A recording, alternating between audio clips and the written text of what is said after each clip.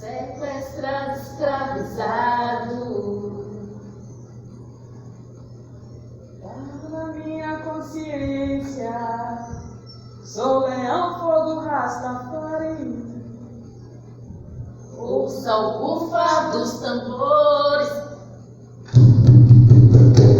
a saudade, a libertação. Libertação. Pelori jamais eu sou. Zumbi, o herói dos comares.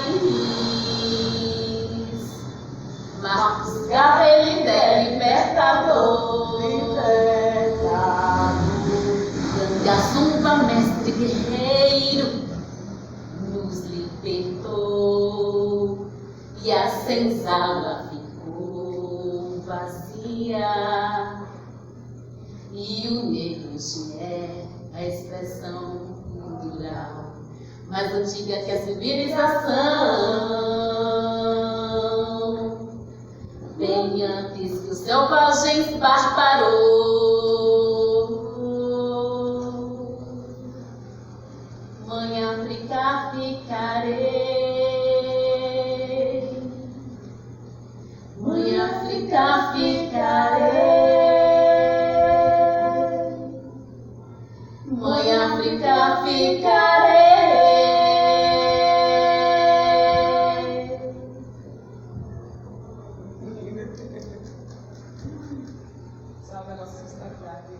Saudações regueiras, eu sou a Cássia T. Azevedo.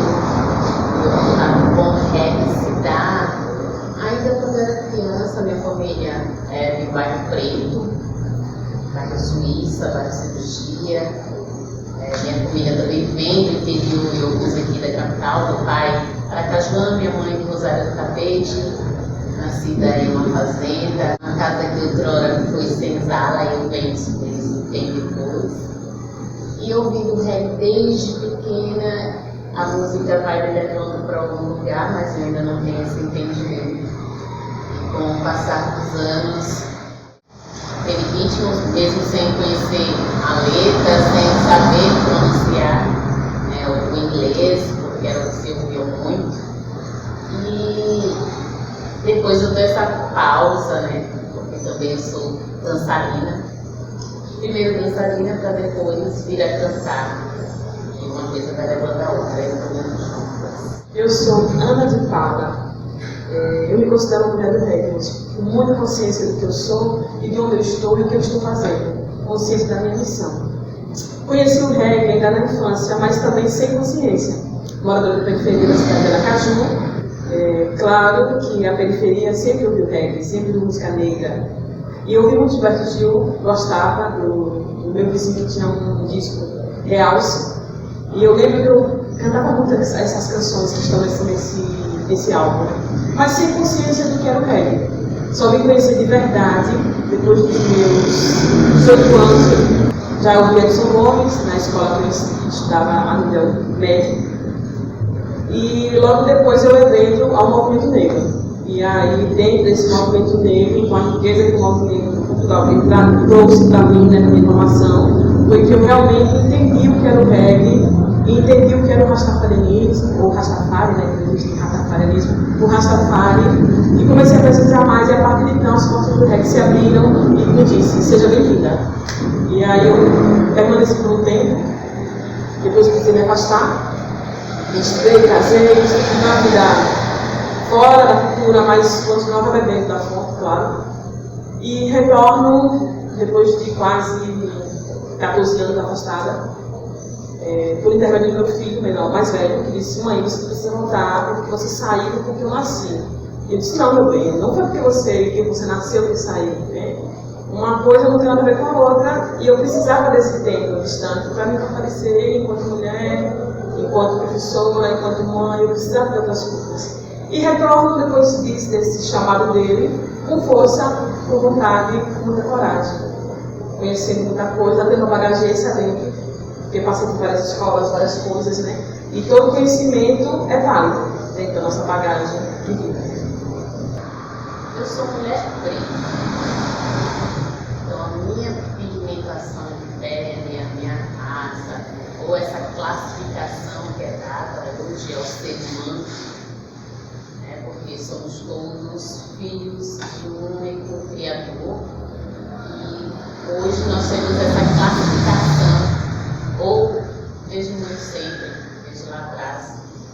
Então, quando você começa a ouvir, ou a se ouvir as letras, prestar atenção, que aquilo que está sendo dito, você sente na sua pele, é onde bate nas suas costas, então você começa a acordar.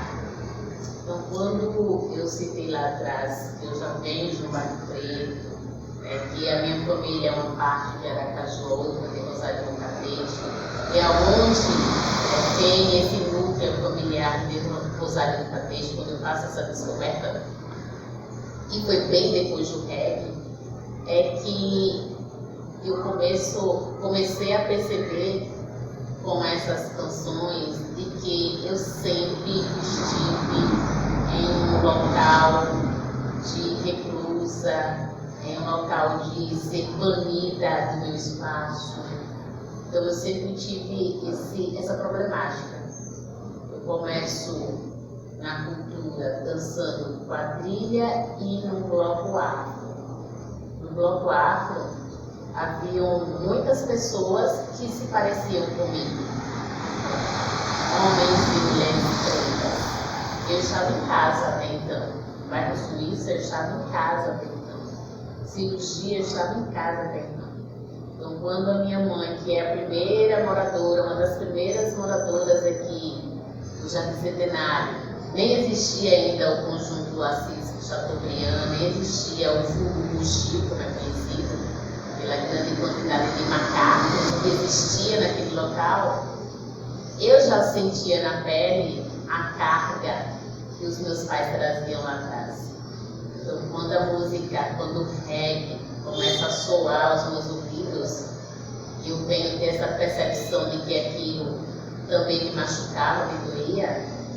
É que eu acordo, faço verdadeiramente como ele quer passar a mensagem, que ele quer que reflita, ressoe, que evolui no coração de cada pessoa. Fator primordial a minha entrada dentro da Cena Sarte, que é onde eu estudo Mulher Preta. Quando criança, a professora Clélia Silva, tem essa madrinha, quando ela olha para mim e diz: se você se reconhece negra, e ela me orienta, né, para que eu guardasse meus cabelos e que eu olhasse no espelho à meia luz e olhasse os meus traços. Isso para mim foi um fator assim mágico de uma força sobrenatural. Foi quando eu me encontrei, eu vi que eu não era a mulher branca, né, a lourinha, era muito mais do que isso. E logo depois disso eu entrei no Abaú, pela Saci, né, que fez um trabalho maravilhoso com a cultura poética. Era um trabalho de multiplicação da cultura negra, da cultura afro. E tinham várias oficinas, oficina de dança afro, oficina de capoeira, oficina de canto negro, percussão e ritmos e de batique. E aí eu fui fazer as oficinas, estava livre para novos conhecimentos. E eu me inscrevi para as oficinas. Primeiro de batique, eu não sabia nem o que era. Mas eu fiz canto afro, eu fiz percussão e ritmos com o mestre Ciborgue, eu fiz dança afro com a professora Clélia Silva, eu fiz capoeira Angola com o mestre Robson Martins. E aí Robson foi meu primeiro contato com o Rasta. Robson que é de nós, eu já tinha visto, eu locava, na minha época ele tocava DVDs, né? E eu locava o Legend para assistir, né? E eu via muito Rasta e ficava mais impressionado com aquele universo, aqueles homens, realmente homens, né? Aqueles dreads imensos. E aí de repente eu me bato com o Robson Martins. Então eu lembro a primeira vontade que eu tinha de pegar no cabelo dele e eu ali controlada, né? Sem tocar, claro. Mas a vontade de pegar e de ver como é que era a textura daquilo ali. E Robson nessa fase, ele estava muito voltado para o Rastafari, né? Pesquisando, se encontrando também era garotão, que devia ter 19 anos, 18, 19 anos. Pudesse muito adulto. A gente tem muito perto do outro, na mesma época. E aí o Robson nos levava na semana para casa dele, para eles já estavam falando com o Rejane, e eles nos levavam para casa deles para assistir os DVDs que eu não tinha contato, os álbuns, LPs que a gente não tinha contato. Então, para mim, ali foi a fonte, né, de puro conhecimento sobre Deus. E cada vez mais eu entrava dentro da cultura, eu aceitava que eu me reconhecia dentro dessa cultura. E fundamental tudo isso, fundamental a Baú para mim é muito simbólico estar aqui hoje, nesse espaço. Continuo na capoeira agora, não estou mais no movimento, mas para sempre capoeirista, para sempre evoluída. E a capoeira me deu tudo, e eu agradeço tudo a capoeira agora, tudo a Baú, ser a atriz que eu sou, a dançarina que eu sou, a cantora que eu sou, a percussionista que eu sou, a compositora que eu aprendi a compor no Baú. A pessoa passava pra gente as atividades dele de casa. Aí eu, tenta fazer um corrido. E a gente ia pra casa, tentava ver os corridos dos mestres e tentar fazer alguma coisa. Então foram os primeiros contatos que eu tive com composições. Então, assim, é muito emocionante falar do Baú. Estar aqui hoje, nesse momento, reconhecendo a nível público a minha trajetória com o reggae, com o movimento negro, com a minha casa, meu filho Baú. Eu vou encontrar Saci através do Alex, mas antes através do meu mestre Zé Pequeno, capoeirista, Gil. Nós temos o bloco afro Filhos de Nabu. Depois acaba o bloco afro Filhos de Nabu e vem o bloco afro Madagascar, ainda no Gil. E nós tínhamos alguns amigos em comum, o Alex e o Kiki Wendel, o Toshi faziam parte do bloco afro, Betão de Gazumba. Nós estudávamos juntos. Estudamos o nosso ensino médio juntos e eu saio da capoeira e conheço da capoeira regional e conheço a capoeira Angola através do Alex, que já se deslocava de bicicleta, às vezes a pé, de ônibus, para a sede da capoeira, que era justamente na Saci. E eu tive esse interesse por conta das cores. Eu sou muito colorida. Às vezes eu digo que minha unha está azul, ou às vezes eu digo que ela está amarela, às vezes eu digo que ela está branca. E as pessoas acham isso muito engraçado porque eu consigo enxergar isso. Gosto muito também de brincar com isso. E aí o que me atraiu foi o amarelo com o preto que eles usavam. Eu perguntei para ele. Ele falou, não, aqui é a cor que a gente usa na capoeira, são essas cores. Aí gostei, eu quero conhecer. Foi quando eu conheci a Saci, através dessas cores, do amarelo e do preto. Até então nós não tínhamos ainda, não estávamos ainda cantando reggae. Nós ainda estávamos no bloco afro. Eu começo a treinar, a jogar, a dançar o ritmo da capoeira Angola, lá na Saci. E começo também a criar um vínculo de amizade com o Robson Martins, a Rejane, o Pedro Neto, e várias outras pessoas que faziam parte desse núcleo. Então a minha chegada até a Saci foi através das cores do amarelo e do preto, que acabaram me atraindo por conta da capoeira Angola. A base chamava-se Alteres. Ele faleceu jovem, ele acabou com uma suicídio em 1992, 1990, não me recordo ao certo ano. E como nós fazíamos parte desse bloco afro, através do Marquinho Aleluia, tinha seus instrumentos e nós também conseguimos captar outros instrumentos e os pais de alguns colegas também ajudavam. Tinha uma senhora que hoje ela dança na Avenida Xerém, chama-se Dona Rosa, e foi uma grande incentivadora, porque os filhos dela também faziam parte do bloco afro e ajudavam, tinha muito conhecimento. Então o Alteres, junto com da Igreja Bolsonaros, Alteres, Leteu, o próprio Alex, como eram muito coesos, a amizade do mesmo bairro, todo mundo ali no dia a dia, e cada um vivendo a sua experiência íntima e familiar, eles acabam tendo um desejo de criar uma banda, de ter uma banda, de dar um nome para uma banda. Só que tínhamos os equipamentos, mas eram instrumentos do bloco afro, e não tínhamos os equipamentos, os instrumentos necessários para se formar essa banda. Então nasce primeiro esse sonho, esse desejo através dessas pessoas, desses meninos, depois cada um acaba tomando um caminho diferente. E aí o Alex fazer parte do APAU, fazer parte da SACI, já tinha outros meios, outros caminhos. É importante que isso seja também comentado, talvez eles tenham esquecido, mas é bom quando a gente dá esses nomes, porque eu recordo muito dessas conversas, desses embates entre eles. Eu sempre fui uma menina muito, apesar de ser da periferia, mas eu sempre fui uma menina a levada da breca, como se dizia a história, né? Porque a única menina em casa. Então, nas férias eu ia andar a cavalo na casa, ia para casa dos meus avós, ia para a fazenda onde eles nasceram, que é a fazenda hoje que pertencia à família do Augusto Mainá. Eu ia para essa fazenda, ia andar a cavalo, minha mãe ia caçar, minha criadora inclusive, e eu tinha essa coisinha de ser uma menina, menino, moleque.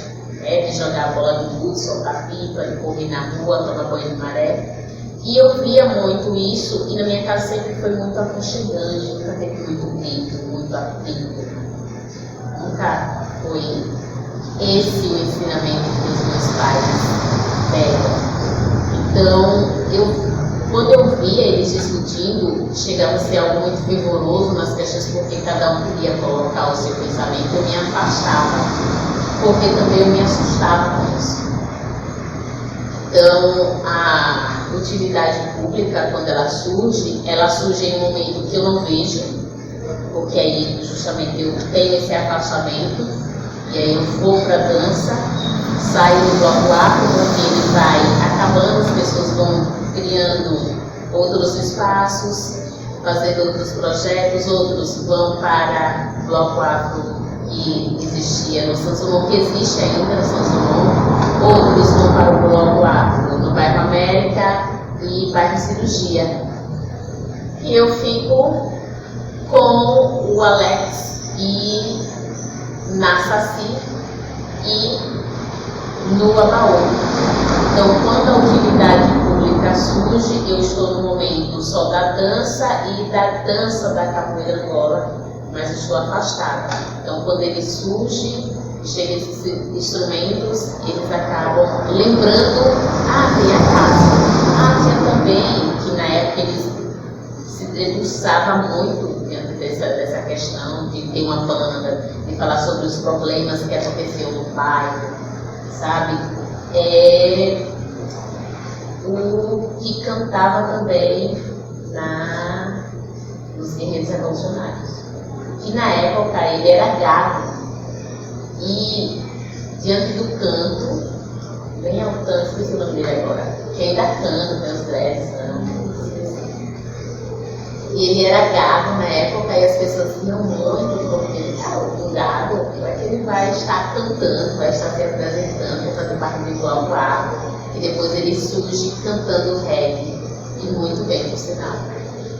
Então, quando vem a utilidade pública, para mim foi uma satisfação imensa compor esse núcleo de aprendizado, até porque eu saía da minha casa, da casa dos meus pais, a pé do Gil, até o Parque de Exposições, para assistir Edson Gomes.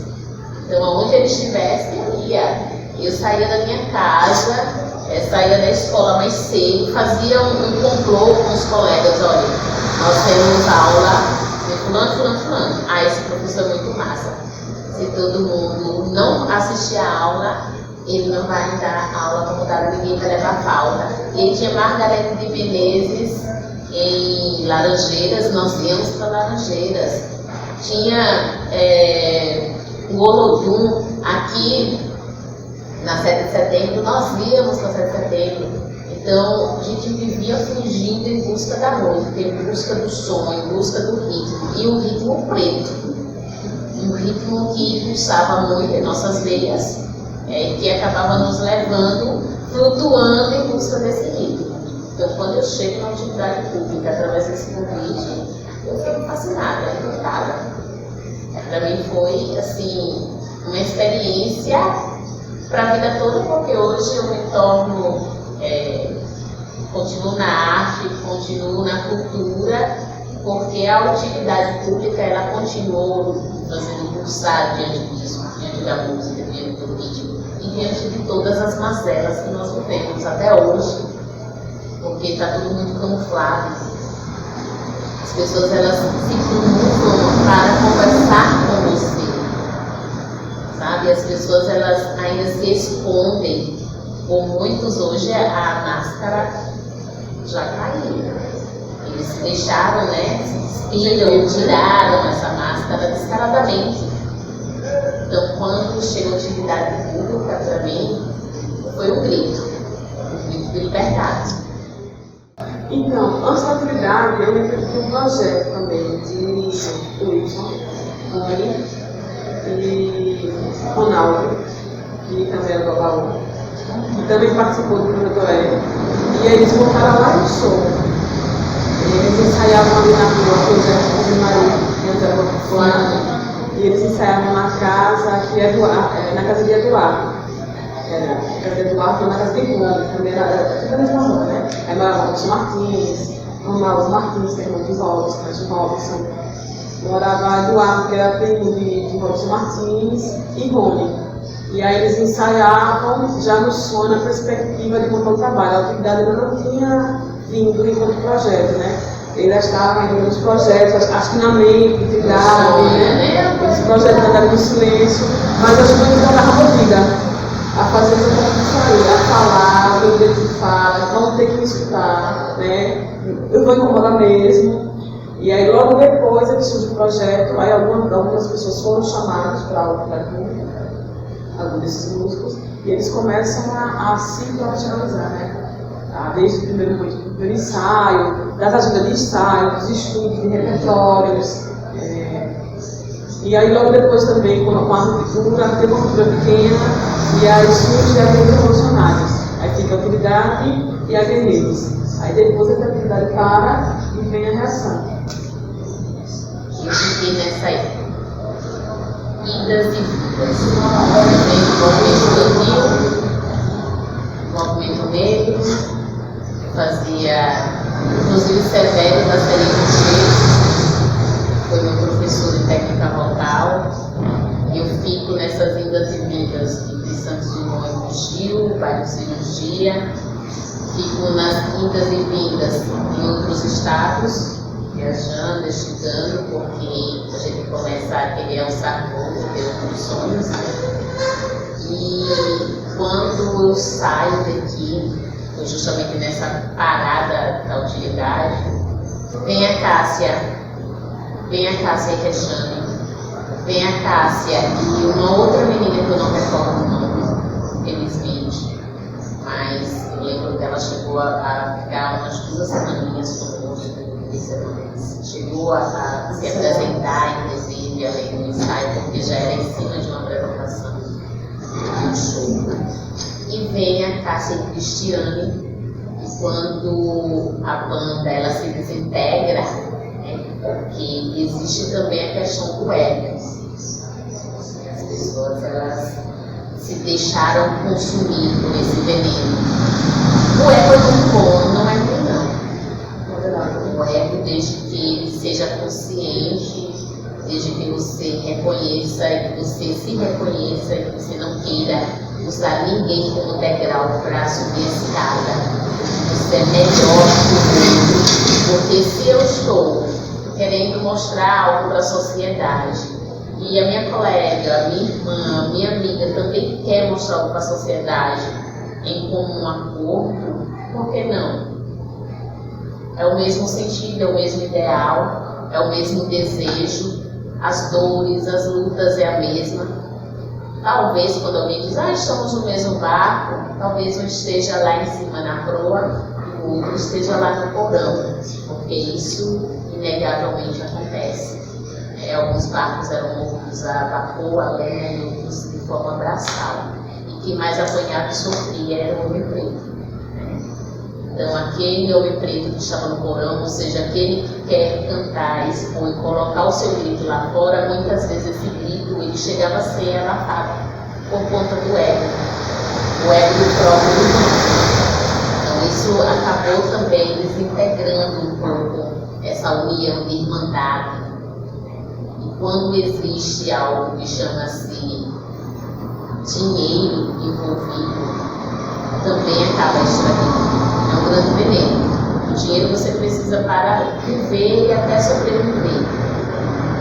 Dinheiro pouco a gente sobrevive, a gente não vive. Então, isso acaba também mexendo um pouco com o eu de cada um, com o ego de cada um querendo colocar sua voz acima do outro e acaba também desintegrando. Então, eu saio de cena, vou viajar, estudar. Minha primeira formação é mecânica. Eu queria incomodar os meus irmãos. E aí eu vou fazer mecânica, vou fazer mecatrônica e volto. Não consigo fazer mecatrônica porque a música ela estava sempre tinha alguém me cutucando, né? Olha, escuta aqui essa música, escuta aqui esse som, vou cantar. Aí eu, bora! Eu dizia, bora. Eu ia correndo. Aí quando pensa que não, gente, cadê os instrumentos? Os instrumentos estavam em um local, na casa de um irmãozão, eu conheci ele ontem, inclusive, cheiro, viu? Francisco Marco. E nós vamos pro White, lá no Barra dos Coqueiros, um local chamado White, na Atalaia Nova. Os instrumentos estão lá e vem uma galera que está com sede, que está com vontade, que estava com sangue no olho e queria fazer o movimento acontecer, que ele desse prosseguimento, tivesse prosperidade. E aí vem uma nova composição e eu fico apenas observando. Participava na questão de apoiar com os conselhos, né? Embora fosse muito jovem, mas eu absorvia muito dos mais antigos. Eu sempre fui muito próxima dos mais velhos. Meu espírito, ele caminha dos dois lados. Eu acho que isso serve como, poderia dizer, para que eu pudesse melhorar como pessoa, sabe? Para me retrair de outras vidas passadas, de algo que eu tinha feito ou no passado e eu precisava me reequilibrar, me autoconhecer e modificar minha energia. E pagar também o preço, né? Porque muitas vezes a gente tem que pagar esse preço. E eu recordo que quando os meninos saem do White, já vêm para a cidade de Aracaju, White, no município da Barra dos Coqueiros, litoral norte de Sergipe, a porta de entrada, né, do litoral norte de Sergipe. Quando vem a capital, para Aracaju, eles voltam justamente para um bairro preto. Porque existe esse diálogo. As pessoas falam bairro Cirurgia, bairro Getúlio Vargas, que é um bonito bairro, né? Mas aí existe essa forma carinhosa por conta do hospital, de cirurgia, e eles voltam exatamente para o bairro preto, para um local bem próximo, que quando eu encontrava com alguns deles, eles estavam ali brincando, sopejando, treinando, às vezes não tinha um instrumento ali, mas estava ali com a partida. No Centro de Criatividade. O Centro de Criatividade era um local que eu via do muro de casa, e era um morro de areia, e eu brincava ali também só quando viva, isso. Depois veio o Centro de Criatividade como uma unidade, né? Um prédio muito bonito, que vem trazendo a oportunidade de levar cultura para a população, que acaba sendo a bastarda do centro da cidade. Encontro esses meninos hoje com essa roupagem, com o novo molde operacional do reggae, que é a banda Reação. Então, para mim foi muito satisfatório ver que eles não desistiram, não se deixaram oprimir, não se abateram, mesmo com as pancadas que estavam levando a todo momento. Então, a Reação hoje para mim, e detalhe, gente, eu vou acabar contando aqui. Sim, é uma vivência, uma experiência minha e que é interessante também colocar. E eu lembro que quando eles ensaiavam, eu ia nos ensaios que era em uma oficina. No Vargas. Isso.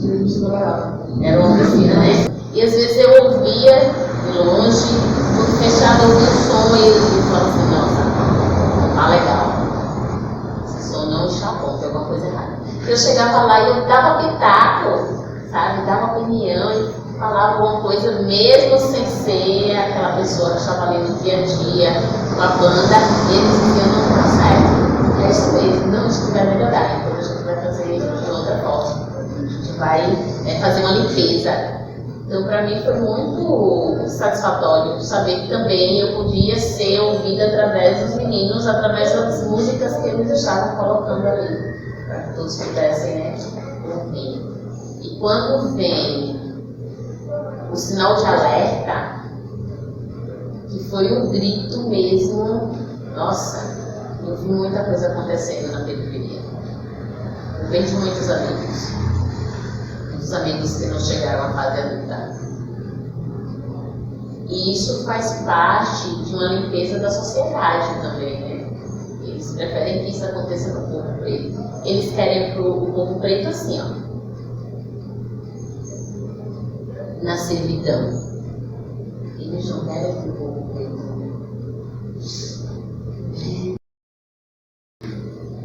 Eles não querem de jeito nenhum. Então, quando vem sinal de alerta, eu estava em casa e Júnior chega solfejando ainda com aquela letra ali crua, né?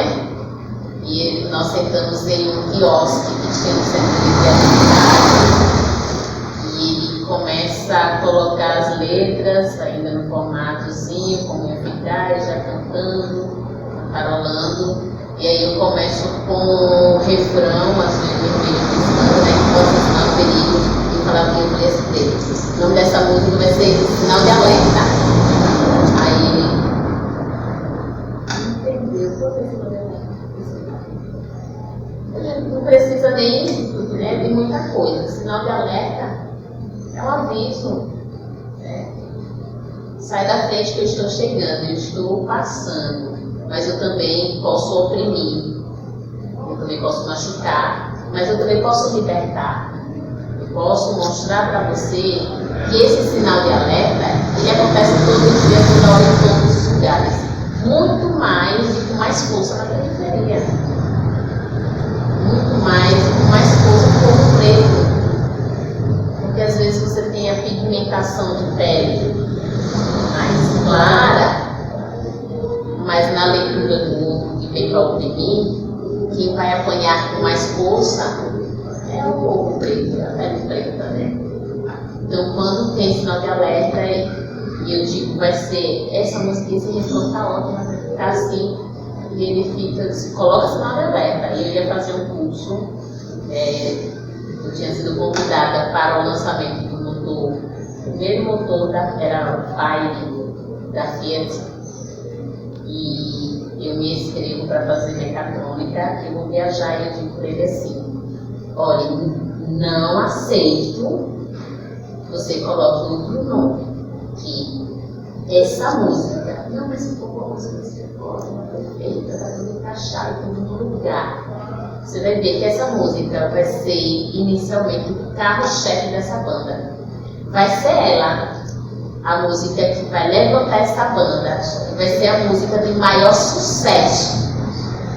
E ele ficava assim, olhando para mim. Eu disse, pode confiar. sinal de alerta. O que ficou o sinal de alerta? Mas isso é um trabalho de formiguinha, né? Acho que quem tem conhecimento não deve nunca silenciar.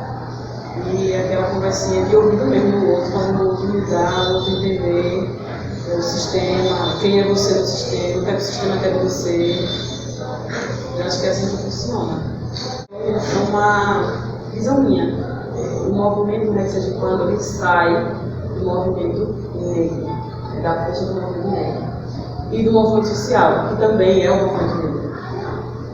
E aí, os compositores que fazem aqui em Sergipe, eles têm essa força de politização, de discórdia com o sistema, que o reggae também prega isso. E aí tem uma parte que é crucial. Vamos construir o que a massa quer, o que a massa consome. Então, às vezes, você chega com uma letra massa e alguém olha assim para você, rapaz, isso aí não vai cantar não, porque a massa não vai gostar.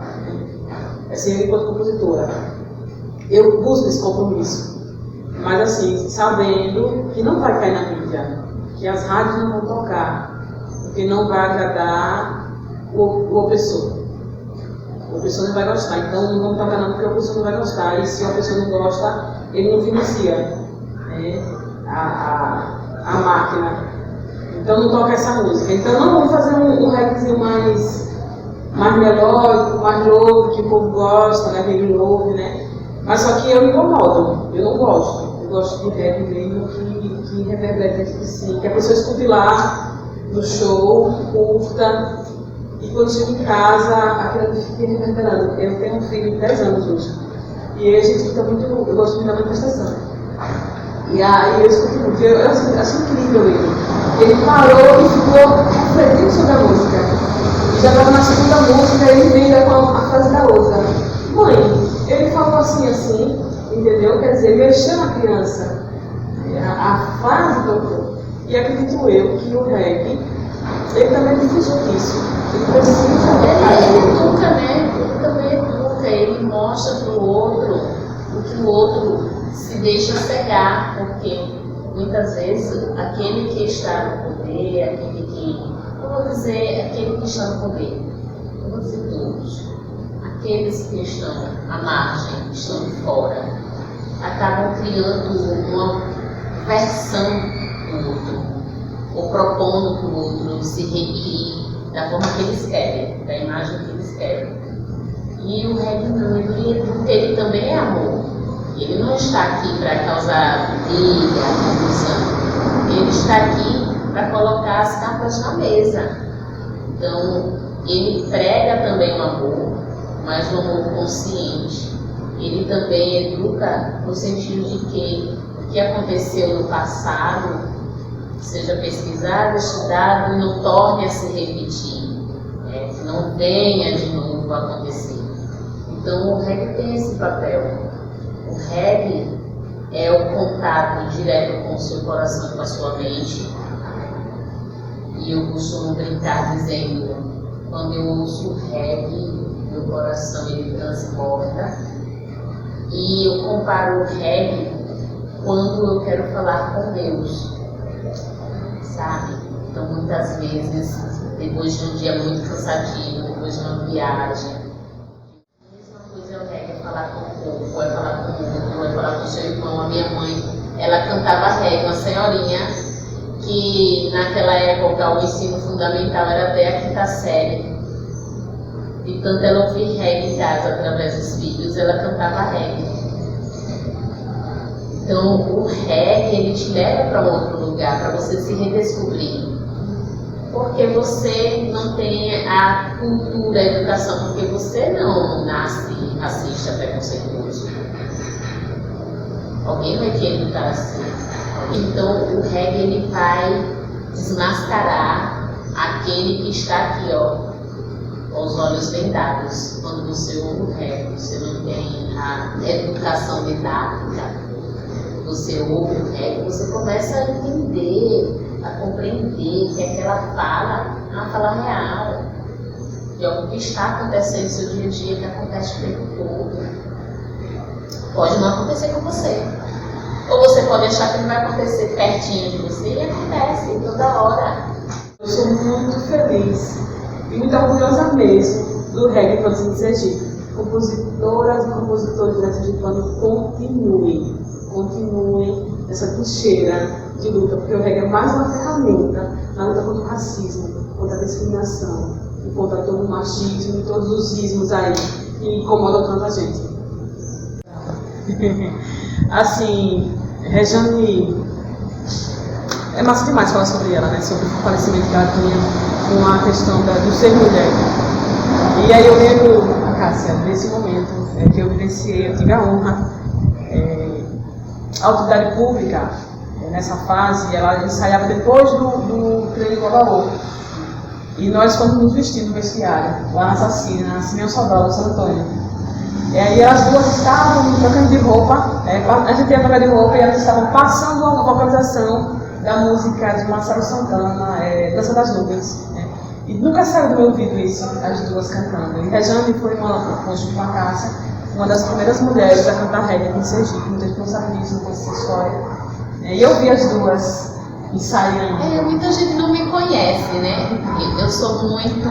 Nem no meio junino, muita gente já ouviu falar da Cássia, mas não conhece a Cássia, não me conhece mesmo. Porque eu sou muito achadinha, né? Tipo, chegou a iluminação, raio de sol. Porque meu cabelo é assim, ó. Ele tem que estar daquele jeito. Então, muitas pessoas não sabem quem é a Cássia, nem mesmo no reggae. Alguns sim, já vão falar, outros é louco para conhecer, outros conhecem a Cássia. E eu tenho poucos amigos no reggae, não são muitos, eu não conheço todos os músicos. Gosto muito de ouvir o músico sergipano, o músico raiz. Quando eu estou no trabalho, eu sinto muito Sergipe, sinto muito toda a produção que nós temos de artistas. Falo muito das bandas e falo muito das bandas de reggae. E aí eu tenho alguns clientes, principalmente de Petrolina, que dizem, nossa, é Sergipe, vou pesquisar. E eu falava muito assim, nós temos o Cisal, nós temos a banda Reação, nós temos Jardim dos Leões, nós tínhamos Ogranjá, manifestação, e vou citando. E as pessoas ficam assim, nossa, Sergipe tem tudo. Eu disse, né? Fazer o quê? Tem tudo. Máximo respeito. Máximo respeito sempre.